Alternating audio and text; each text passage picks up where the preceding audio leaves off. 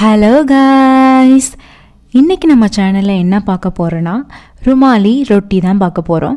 அதுக்கு முன்னாடி சேனல் இன்னும் சப்ஸ்கிரைப் பண்ணலைன்னா சப்ஸ்கிரைப் பண்ணிக்கோங்க.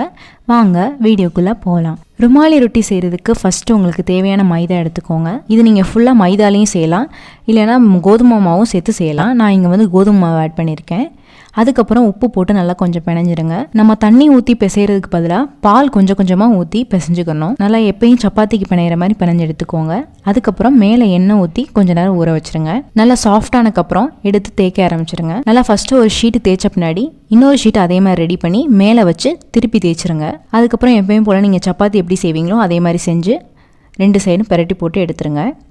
இதை நல்லா நீங்கள் எடுத்திங்கன்னா இந்த மாதிரி நல்லா 2 லேயராக வரும். அவ்வளோதான், ஈஸியான ருமாலி ரொட்டி ரெடி ஆயிடுச்சு. இந்த ரெசிபி பிடிச்சிருந்தா லைக் பண்ணுங்கள், ஷேர் பண்ணுங்கள், கமெண்ட் பண்ணுங்கள். மறக்காமல் சேனலை சப்ஸ்கிரைப் பண்ணுங்கள். இன்னொரு வீடியோவில் பார்க்குறேன். பாய்.